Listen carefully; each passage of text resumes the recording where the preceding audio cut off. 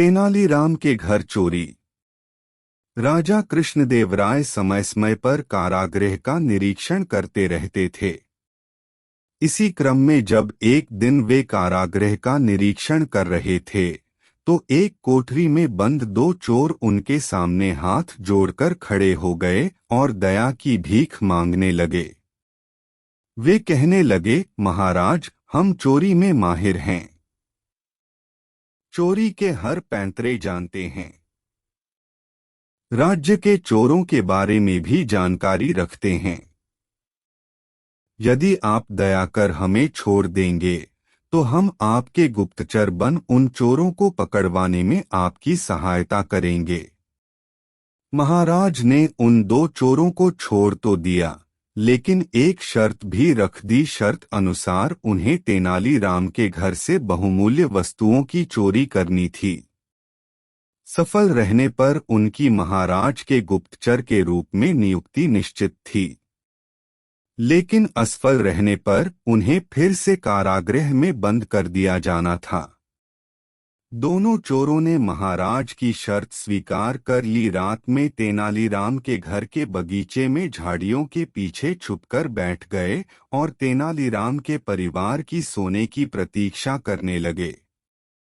रात का भोजन ग्रहण करने के बाद तेनालीराम रोज की तरह अपने बाग में घूमने निकला तो उसे झाड़ियों के पीछे कुछ हलचल महसूस हुई।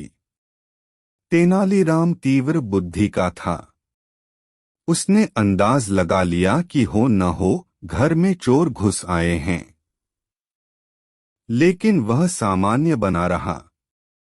उसने चोरों को ये भनक नहीं लगने दी कि उसे उनके होने का आभास हो गया है।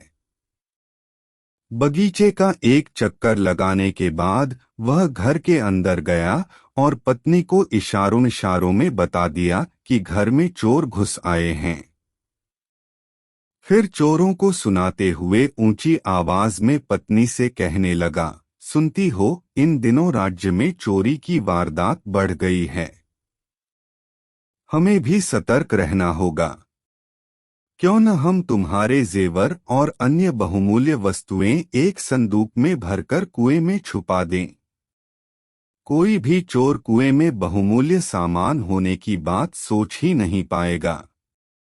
पत्नी ने हामी भर दी। उसके बाद तेनालीराम एक संदूक लेकर बाहर आया और उसे जाकर कुएं में डाल दिया। झाड़ियों में छुपे चोरों ने तेनालीराम की बात सुन ली। वे बड़े खुश हुए कि अब तो आराम से वे तेनालीराम के घर से चोरी कर महाराज की शर्त पूरी कर लेंगे। वहीं बैठकर वे तेनालीराम के परिवार के सोने की प्रतीक्षा करने लगे। जब तेनालीराम का परिवार सो गया तो वे झाड़ियों से निकले और कुएं के पास गए। वहां बाल्टी और रस्सी रखी हुई थी। बिना देर किए वे बाल्टी से कुएं का पानी निकालने लगे और बगीचे में फेंकने लगे। पूरी रात वे कुएं से पानी निकालते रहे। भोर हो गई तब कहीं वे कुएं से संदूक निकालने में कामयाब हो सके।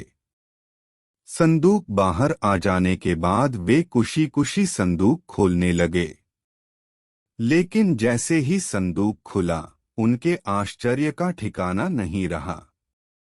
उसमें जेवर या बहुमूल्य वस्तुएं नहीं बल्कि पत्थर भरे हुए थे। उन्हें समझते देर नहीं लगी कि वे तेनालीराम द्वारा मूर्ख बनाए जा चुके हैं। तेनालीराम भी तब तक उठ चुका था। वह चोरों के पास गया और अपने बगीचे को सींचने के लिए धन्यवाद देने लगा। दोनों चोर बहुत शर्मिंदा हुए। तेनालीराम ने महाराज के सैनिकों को बुलवा भेजा था। कुछ ही देर में वे तेनालीराम के घर पहुंच गए और दोनों चोरों को ले जाकर कारागृह में डाल दिया गया।